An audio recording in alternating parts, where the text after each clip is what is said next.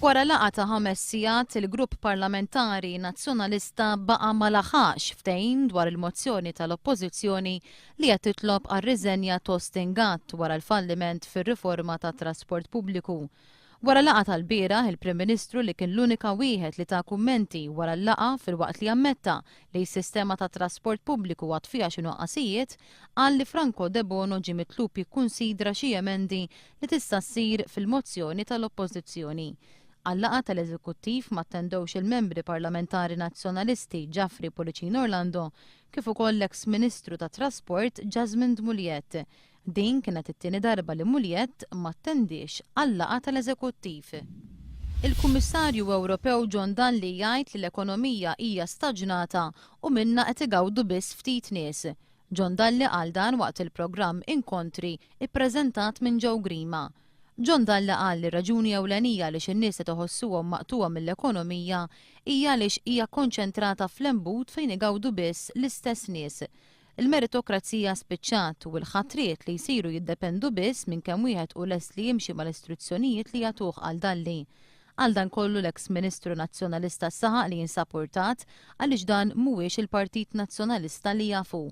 Huwa qal li l-muntaturi kontra tiegħu għadhom għaddejjin, inkluż fil-kmamar tal-aħbarijiet fl-Unjoni Ewropea. Hemm klikka li mid-dera għandha fobja lija u jridu jiskreditawni akkosta kollox. Imma jien ħadd mhu se jintimidani għaliex qatt ma ġejt intimidat minn ħadd, sostna John Dalli.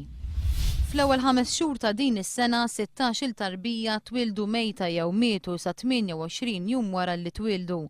Min informazzjoni li ngħatat fil-Parlament irriżulta li x-xejra fit-total ta' trabi mejta f'dan il-perjodu ma turi l-ebda żieda jew tnaqqis fuq l-aħħar 4 snin.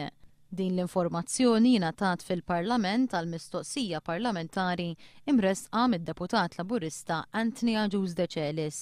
Intant minn tarif ieħor li ngħata fil-Parlament għal mistoqsija tad-deputat Laburista Stefan Bontempo irriżulta li sal-aħħar ta' Wissu ta' din is-sena kienu twildu 2487 tarbija fl-Isptar Mater Dei. L-awtoritajiet interim Libjani għażlu lill-akkademiku Abdurrahim Al-Kejb bħala l-Prim Ministru ġdid tal-Libja. Jiem wara li l-Libja ġiet iddikjarata ħilsa l-Kunsill Transitorju Libjan ħabbar l-isem tal-Prim Ministru ġdid. Abdurrahim Al-Kejb li huwa akkademiku speċjalizzat fl-inġinerija elettrika akkwista l-akbar ammont ta' voti mill-membri tal-Kunsill Transitorju Libjan.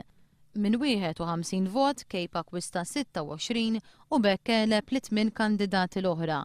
Kejb mistenni appunta kabinet fil-ġranet li ġejjin. Il-Gvern interim tal-pajjiż se jkun qed imexxi lil-Libja sakemm isiru l-elezzjonijiet. Il-Kunsill Transitorju Libjan qed jissuġġerixxi li l-elezzjonijiet isiru fl-2013. In-negozjat ftehim kollettiv ġdid bejn il-kumpanija Playmobil u l-January Workers Union. Permezz ta' dan il-ftehim il-ħaddiema se jkollhom żidiet fil-paga u benefiċċji oħra. Il-ftehim kollettiv il-ġdid jidħol fis-seħħ minn issa u jibqa' validu għal perjodu ta' 3 snin. Barra żidiet fil-paga l-ħaddiema se jgawdu wkoll minn klawżoli ġodda li jkopru kundizzjonijiet aħjar tax-xogħol.